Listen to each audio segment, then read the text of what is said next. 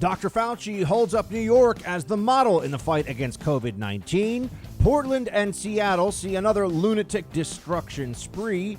A likely assassination attempt on a federal judge in New Jersey kills her son and wounds her husband.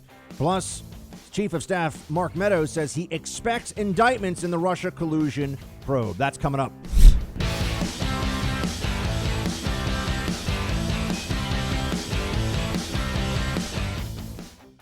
Welcome to the Buck Sexton Show, everybody. Hope you had a good weekend. Thank you for being here. Middle of July. Oh, my. The election is coming up quickly. Let's get right to it. I have been trying my level best in every way, in every respect, to make sure that we don't allow the panic that the media is very interested in creating in every way that it can every day, the panic over COVID-19 to continue to spread. I'm trying to get everyone to see this through the context of people who understand that this is a bad situation. It's going to be with us for a long time, and we just need to work through it and work around it as best we can and not pretend that if only we just listened, if only we just listened to the science, this would all go away. That's absurd. That's absurd. And there is no end game that you will ever hear from the lockdown libs. And I'm tired of having the same fights. I'm angry that they've lied to us so much up to this point. For anyone who wants to say that this is because of conservatives or the red states, they allowed thousands and thousands of people to gather in the closest imaginable proximity, screaming, yelling, many of them unmasked, thousands of people unmasked. And now they want to lecture us all about who cares about science? No, I'm sorry. I haven't forgotten what happened weeks ago. I still remember the situation. I also remember what it was like here in New York, the first place to get really badly hit by this disease. When I had friends, I had family members who were deeply concerned about even leaving their homes because of how much of this virus was out there, how many people were dying. And there were full hospital ICUs with people on ventilators. There were moments in time where it felt like we were going to be overrun with this. Now, it didn't occur. We weren't overrun. We managed, and we were all right. We made it past it. But we took terrible losses in this whole process. Now there's a new narrative, and it's the narrative you're going to hear every day from now until the election, and it is that really everything that has happened here, forget about the states, it's all just Donald Trump's lack of leadership. That's what they're telling you. As if Trump was able, if he had done things differently, was able to stop this virus. This is absolutely as shameless and predictable as any other narrative you could ever find about American politics right now. We knew this was going to happen. We knew they were going to say this, and now they're saying this. It didn't matter what Trump did. If Trump had declared a national level shutdown, if he had said, I want everyone to wear a mask, I want everyone to be shut down, doesn't matter. Do you know that they still would say he lacked leadership? He didn't do enough. He didn't take the virus seriously enough. And they'll keep running clips from the early weeks of this virus where he was saying, eventually it'll go away. By the way, he's right when he says that. Eventually it will go away. Liberals love to completely freak out about this. Oh, he said it was nothing and it was going to go away. It will one day. He was trying to keep people calm. What do you want him to say? We're all going to die? Fauci was saying the same stuff, I should note. So there is no integrity in this discussion anymore. People don't care. They want to believe what they want to believe, and that is that Trump is the root of all evil, the root of this virus, and we need to get rid of him. Nothing else matters. This is absurd. Now we can either fight back against this, or we can allow the destruction of the economy and our individual freedoms to proceed, all in service to the left's agenda of making sure that Donald Trump does not win re-election. That's what all of this is about. They're not saving any lives. They're not helping anybody with all this whining and all this craziness.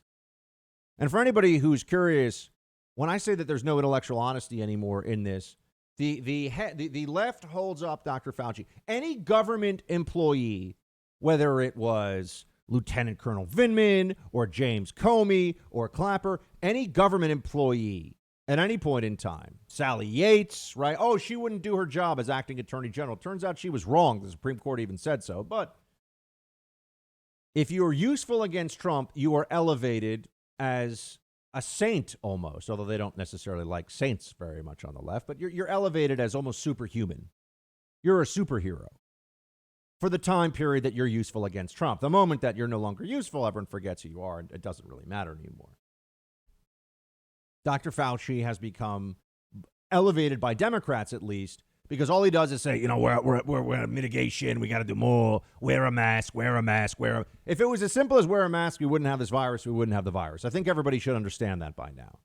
There's more going on here. It's more complicated than that. A lot more complicated than that. And for people who say that, we didn't do our part, in Europe, they have entire countries where mask usage is effectively zero and has been for months. And the virus is at a very low level.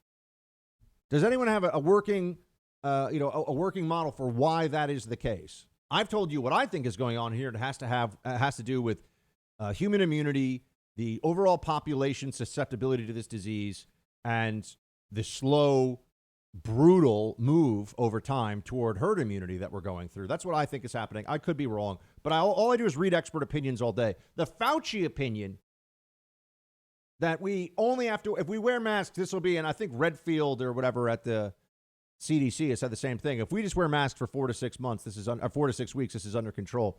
That's interesting because if you look at the curve anywhere after there's a big surge in infections, it goes down after 4 to 6 weeks. So it's interesting that that's the timeline they picked for this. If masks were really that effective, wouldn't we have a giant drop off in cases after 2 weeks? Shouldn't we all know that? But they're just going to continue to believe this and double down. It doesn't matter what logic would tell you. They're absolutely set on this. And people just skip past, it's so obvious that masks are necessary to protect us from this disease. That in the beginning of this, the very experts they're relying on now to tell us to wear masks were saying, don't wear them. I've never seen doctors switch based on no actual evidence before from what they told you to do to, there should be like a doctor saying, hey, you have really high cholesterol. Maybe you should change your diet and stop eating so much processed food. And then 6 months later, hey, you know what? I think you just need to eat all the processed food you can. Go for it. And you're saying, well, why is there the change? They say, no. This is what the science tells me. Wouldn't you probably be a little cautious about taking that advice? What changed in the last 6 months? Well, we know the politics is what's changed. Dr. Fauci here. Well, look, I do think he's probably doing what he can, but here's the reality. He has no idea how to make this thing go away. None. If he did, we would have already known. What was the plan? The plan was lockdown until the virus recedes and then open up so slowly and so oppressively that it doesn't seem like it's that bad, but the virus is still spreading. The virus is still out there the whole time. So there never was some plan that we had, right? The plan was we don't overwhelm hospitals, we reopen and we deal with it. Now we're being told, we didn't follow the plan. And in case you're wondering what judgment level Fauci is at, here he is saying that New York is the model for how to handle this. Play 3. As I understand it, there needs to be support. There needs to be funding for a number of these labs to open up. That hasn't happened yet. What do you know of a solution to get this ramped up immediately? We've got to make sure the dots are connected, Judy. When the Congress, with a great deal of generosity, gave billions of dollars to try and solve this problem, they gave something like $10 billion to the CDC to give to the states to do these kinds of implementing. We've got to make sure that it gets well spent and that it gets done in the right way. Again, we have a problem. We need to admit it and own it, but we've got to do the things that are very clear that we need to do to turn this around. Remembering we can do it. We know that when you do it properly, you bring down those cases.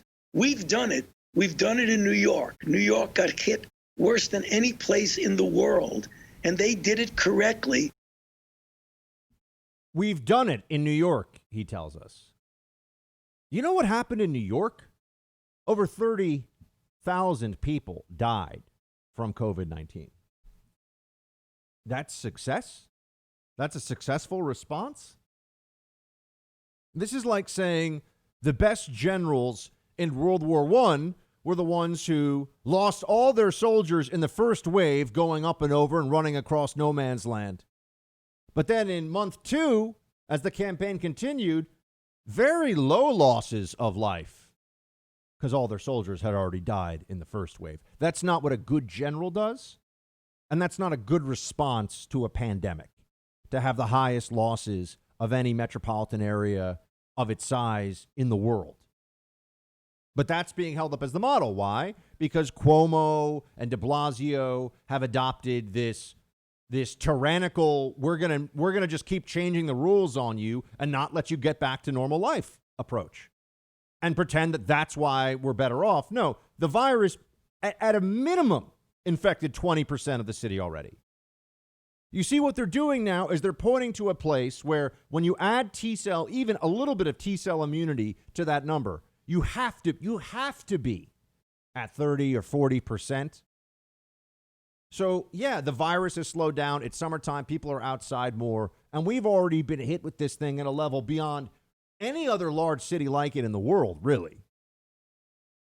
On a per capita basis, a horrific response to the virus from the government authorities. Huge loss of life. And now they're holding it up as, oh, yeah, but New York has gotten better because of the masking and the social distancing. We were masking, and so this I know for a fact because I'm right here in Midtown, in the middle of New York. And I was outside every single day of the pandemic. Multiple times a day, out on the streets, going. I did all my own grocery shopping. I didn't have things delivered. I was somebody who was out in the city all the time. At the worst moments of this, when you would see empty streets all day long in the most crowded, largest city in America. Everyone was wearing masks. Everyone was social distancing. And this thing was grinding through our population for 2 months. Just ripping through for 2 months. Still huge levels of infection, even after the shutdown. And we're going to be told that, oh, New York is the gold standard? How can you trust someone's judgment on anything when they think that's the case? Does Fauci not know about T-cell immunity and the serology testing that already showed that 20% of the city was infected? So, I mean, getting close to half of the city infected and then pretending that masking is what saved us, that seems to me to be absurd to anybody who's thinking about this clearly. But no, you know what we're told? Do what we say or else. And now the or else has become explicit. Have you seen this couple out in Kentucky? What they're going through? I told you this was going to happen with this whole test and trace situation. What starts out as a suggestion becomes mandatory. We're now at the mandatory phase of this. They want to clamp down. They want to control. Kentucky is just the first of many cases like it. Let me tell you about it. I can't believe we're being evicted from our home that we didn't sell. That's what Deborah said when she learned she was the victim of home title fraud, a crime that can cost you your home. Title fraud is not covered by insurance or identity theft services. The only trusted folks to protect you are at Home Title Lock. Your home's legal title's online where cyber thieves find it and forge your signature stating you sold your home to them. In Deborah's case, she didn't know she was a victim until the eviction notice arrived. Home Title Lock puts a virtual barrier around your home's title. If tampering's detected, they instantly mobilize to stop it.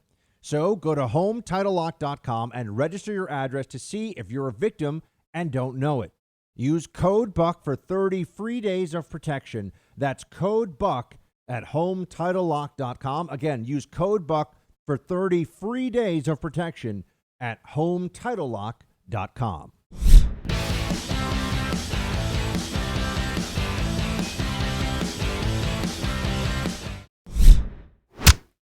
Just as a quick review, some states, New York notably at the front of the pack here, refused to open until they had a proper test and trace program in place. I was saying all along that the tracing, first of all, testing is not like a cure. It's spoken of as if all we have to do is test enough. All you do figure out when you're testing at the level of massive community spread is having a better sense of how many cases are out there. And you're still missing 80%, 90% of the actual cases out there. So testing is not a cure. Tracing is a joke when you're at this level of community spread. A joke. It's absurd. But you know what they're going to start to do?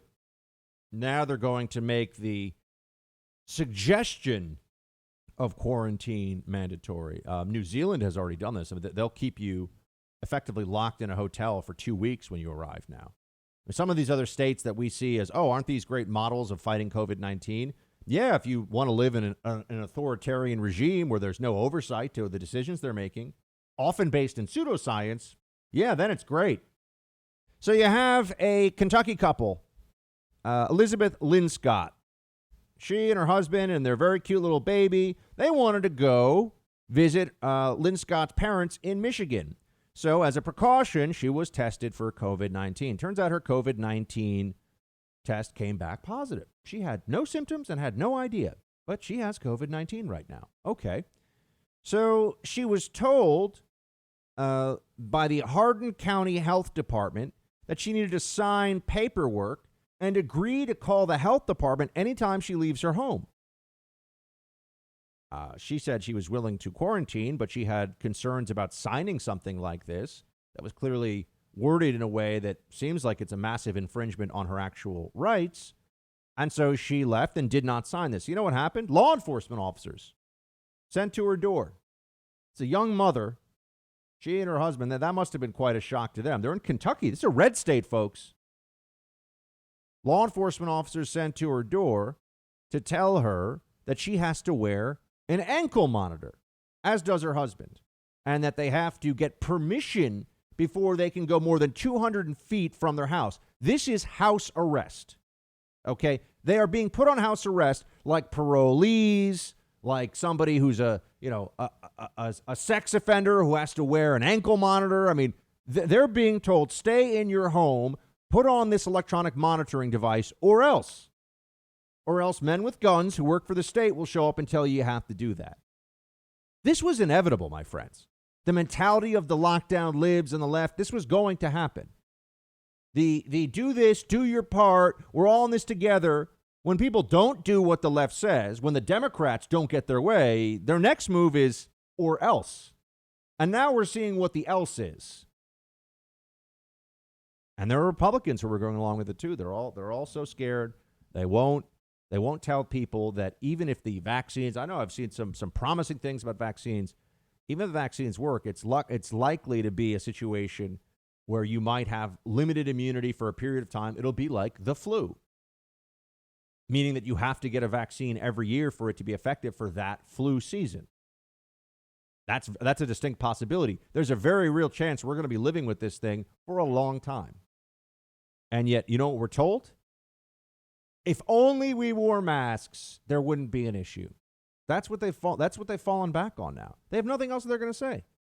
Because remember, when we were first being forced into this, they told us if we just social distance and lock down, then we'll learn to deal with this, and we're not going to destroy our whole society over fighting against this virus. The cure cannot be worse than the disease. That was the phrase. Now it's, no, we're going to have to stay like this. Your freedoms are subject to the whims of government bureaucrats. Without exception, they can now show up and lock you in your home. If they can lock you in your home for a positive COVID test, why do you think they can't lock you in your home and make you wear an ankle monitor on suspicion of having COVID? Sure, you had a test, but we think that you have it anyway. Prove to us that you don't. Anybody who wants to say, oh, this is absurd, what we're seeing right now is absurd. What they're doing to people in violation of not just their constitutional, their most basic rights.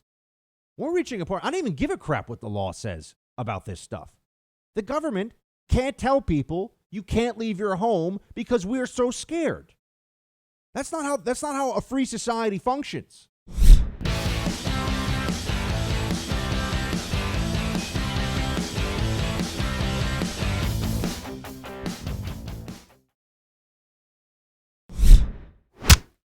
Think of me as sort of a lioness. I'm okay. You come near my cubs, you're dead. I mean, just don't mess with the children. And I consider all of America's children our children. So don't be cavalier about our children. To be in a classroom, these decisions may have to be made locally because of the rate of infection in certain areas, but they have to be made scientifically. scientifically, and it's just something the president resists, science and governance. This is what science tells us. This is what, in governing, we should be doing. Nancy Pelosi, the lioness. Children, it's about the children. What? I've told you, Nancy Pelosi, this is her favorite move. Her favorite move is posing as, look, she is the Chardonnay socialist of America. There's no question. But she likes to pose as the fierce grandma protecting all of our children, which is a total fraud. Nancy Pelosi doesn't care at all about your kids. Doesn't care. Nancy Pelosi cares about Nancy Pelosi, her giant mansion in San Francisco, and the way the media and the Democrat Party sucks up to her all the time, and the power and the wealth that she has accrued. And, I'm sure she cares about her own family. She doesn't care about your kids at all. So this is all just a dodge. She doesn't care about the fact that your children, I think at last count, there were 30 kids during the entire COVID pandemic that have died who are under the age of 12, 30 in the entire United States from COVID-19, some of whom had other health issues that they were battling, and they also got COVID. But for those of you who say, well, Buck, that's 30 children. I know that's a terrible tragedy for each of those kids. About 3 times as many died over the same period this year from the flu. That's a fact. Do we shut down the school? Do we have mandatory masking during flu season for kids? Why not? Why not? The same mentality they have about the Green New Deal and climate change, where they think they've convinced themselves that they're saving the planet. And they now really believe it. At first, it seemed like that was just to get them all, to get the Democrats, get the left all excited. Now, increasingly, they may have really deluded themselves into believing that they are saving the planet. And if they really think that's the case, then why is there any, why can there be any opposition to that? How can there be any opposition to that? They're saving the planet. You're just standing in the way of them saving all of us. Oh, well. It turns out that's quite a useful tool for them, isn't it? Now they're saving all of our lives. Just do everything that they say. Doesn't matter how often they've been wrong. Doesn't matter how insane what they're saying is. Do everything that they say. I mean, the teachers' unions, which is, I have a big problem with. I don't think the teachers should be allowed to unionize. Public school teachers, no. I don't think that that's sensible. I don't think that it's right. I think it's really defrauding the taxpayer. But that's me. Public School Teachers Union in New Jersey says that they need SARS-CoV-2, which is just COVID-19, tests for all students before they go back to school, weekly tests once they're in school, and door-to-door mandatory masks for all students. That's completely absurd. But that's what they're demanding. A teachers union in North Carolina is demanding benefits for illegal immigrants before returning to school to teach. The quote from this teachers union is, "We must fight together collectively for changes." Yeah. This is all election year mobilization under the guise of health and social justice and racial justice. Because what are they going to? They're going to offer you the Joe Biden plan for the future? What even does that mean? Oh, no one knows. No one really cares either. But increasingly, it's just going to become an all-out war on the truth, on sanity, on decency, in order to make sure that people don't feel comfortable voting for Donald Trump. How can you vote for Trump? Look what the country's going through.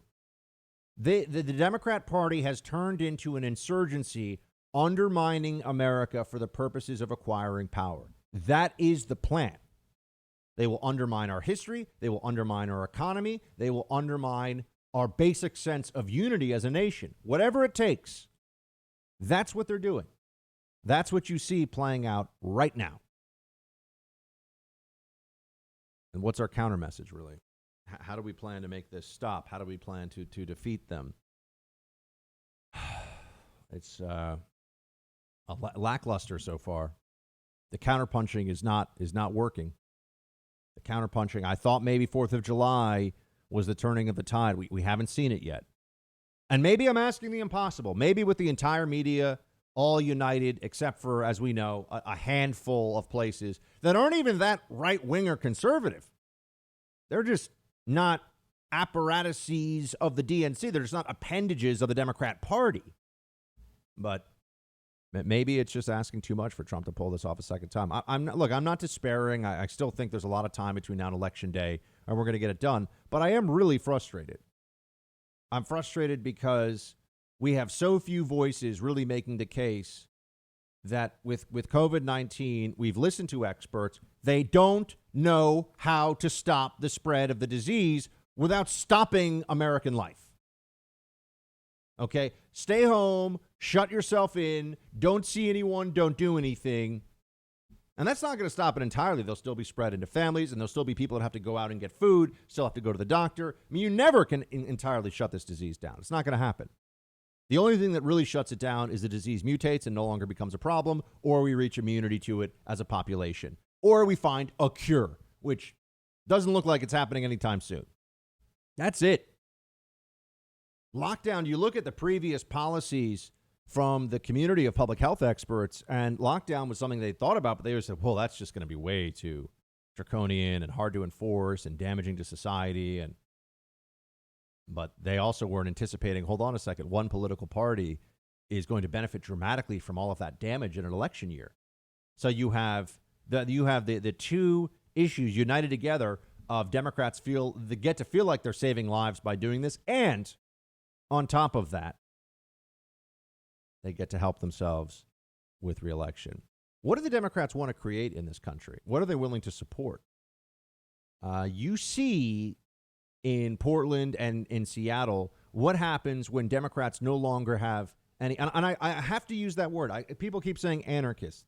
Oh, they're anarchists. No, that's a way of detaching the shock troops of the Democrat Party from the mainstream Democrat voter and the Democrat base, which is just wrong. They're all going to vote for Joe Biden. These people spitting at cops, throwing rocks, throwing incendiary devices, burning down federal buildings or trying to burn down federal buildings. They are Democrats through and through. We need to be very clear about that. We shouldn't play this game of allowing people to pretend they're something else. Trust me, the people that are throwing these rocks at cops' heads in Seattle and Portland, what are they so angry about? Seattle and Portland are, they're beautiful cities. They got good food. Things are okay. Well, what's the big problem? I really mean that at some point. What? They're so angry about what exactly? They're ruining what should be really nice places to live, really nice places to be.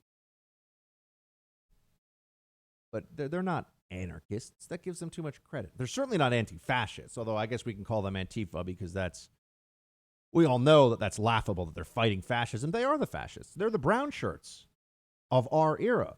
They're out there in the streets hurting people who disagree with their politics. They're out there as absolutists that are demanding political and emotional and psychological concessions under threat of force. I mean, this is a domestic terror operation, really. They just know that it would not be useful for their purposes. For the Democrat Party that they represent, it wouldn't be useful to be all-out violent and to just be a straight-up terrorist organization like Hamas or, the operations of Al-Qaeda or the Taliban and so on and so forth. The FARC, I mean, you name it. They're not yet at the let's actually just start killing people for the purposes of politics. But I don't think that that's beyond them. It's just not useful right now. They don't have a moral hesitation so much as they have a political hesitation. It's not useful for their group right now because they're a part of the Democrat Party. And ultimately, they still think they can seize the apparatus of governance and be helpful to the Democrats. They're never attacking things that Democrats find sacred. They're only attacking things that are either underlying foundational elements of the American polity, the American state, big S, or just Republican and right-wing and, conservative issues. And Democrat politicians let all this stuff go. It's appalling what's happening in those cities. I mean, over the weekend, what we saw, looting an Amazon store. Oh, they must be upset because of George Floyd's killing. So they're looting an Amazon store. Yeah, that's right. Overwhelmingly, a bunch of white libs breaking through the glass front, stealing stuff, and breaking into a Starbucks and ruining that store. People work there. Yeah, people have well, at least they used to before the pandemic. People have livelihoods attached to this. Someone's going to have to go in there and clean this stuff up. And it's not the fat cats. It's not the Republicans. It's just people, fellow human beings who are being hurt by this. But do Democrats see it that way? No, of course not. These are their pseudo-revolutionaries. These are their little stormtroopers doing their thing, to borrow from Nancy Pelosi in her stormtroopers comment, making sure that anybody who disagrees with the far left is a target, is going to be intimidated, is going to be hurt. And finally, the Trump administration is taking some action here.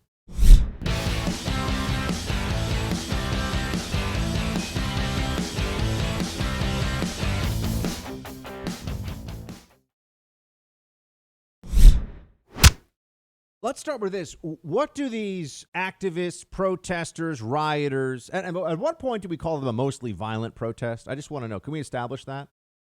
If they're injuring cops and trying to burn down federal buildings and using force and violence on the streets against law enforcement, when do they become a mostly violent protest?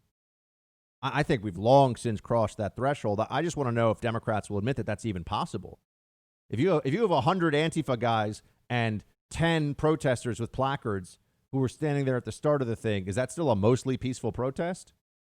Where is that calculation? Well, as we know, the whole thing is meant to be an excuse, a mitigation measure, if you will. Sound like Fauci now. A mitigation measure against the public really understanding what's going on here. Well, here, Portland and Seattle, completely left-wing dominated cities. You know, the cities are just turning into hellscapes right now. You don't want to be outside. There's crazy people attacking people. It's nuts. And people who can flee are fleeing a lot of major cities across the country, including New York, where I am. And I'm thinking about it all the time. And I'm not just joking about that. Lilith Sinclair is a Portland Antifa activist. I think you should hear what she says the goal of her movement is. I'm a believer in when radicals tell you what they think, when radicals tell you what they want to do, you should listen and take them seriously before you dismiss it out of hand, right? If that's what the facts lead you to do. Play clip 1. Hi, everyone. As many of you know, my name is Lilith Sinclair. I'm an Afro-Indigenous, non-binary local organizer here in Portland, organizing for the abolition of not just the militarized police state, but also the United States as we know it. I want to make sure that while we are standing here on stolen land... And it goes on and on. The abolition of the United States as we know it. That's the claim. That's the desire. That's the mission. Now, you might say, Buck, come on, that's insane. This woman, this has got, I think she said non-binary. So I don't know what the proper... I'm trying, I'm trying to keep up with the terminology. I don't want to get arrested or get sued or whatever. So I know non-binary. I don't know what pronoun I'm allowed. I'm serious. I don't even know what pronoun I'm supposed to use. Is it? Are we at they now? Are we going with plural pronouns? Who knows? And I mean that. I actually don't even know. It's tough, and they don't know. They'll make it up as long as they can get a couple of Republicans in trouble first, or some conservatives. Destroy the evil white males of America who aren't complicit in the Democrat Party, leading the Democrat Party's destruction of America. Anyone who's not in that category who's a white male, it's open season on that person. Anyway, so Lilith Sinclair here tells you she wants to abolish the United States as we know it. What do we really think happens if the Democrats manage to take power this fall? If you have Joe Biden as a puppet of the left, the abolition, speaking of which, of the filibuster, and Democrats in control of the House, the Senate, and the White House. Do you think they're going to play small ball? They're going to try to reach out to the other side, do some moderate stuff? Socialism, baby. That's the plan. That's the plan. Put us on a course towards socialism we will never get away from. Look, they've already done it in so many European countries. They move toward a socialist state, and now it just drags them down, makes people less free, less prosperous. They've gone full socialist, as you know, in places like Venezuela, which has completely ruined it, and people are starving, and there are bread lines and massive violence all across the streets, and it's just it's a nightmare. Venezuela was a nice country with a high standard of living. Then they went socialist and ruined the whole thing. It's not a news story in that it's happened plenty of other times, plenty of other places.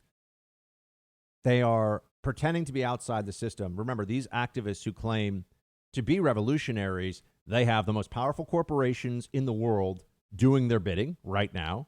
Everything from Facebook to Amazon to you name it, Google, all of them. They have the assistance of the most powerful companies in the world. They have Hollywood. They have academia. They have, unfortunately, much of the scientific and research community that has also been brainwashed because of all their time on campus alongside them. And they have the entire apparatus of the Democrat Party. They have the teachers' unions. They have the American Bar Association. Why do we think that they won't be able to get their way?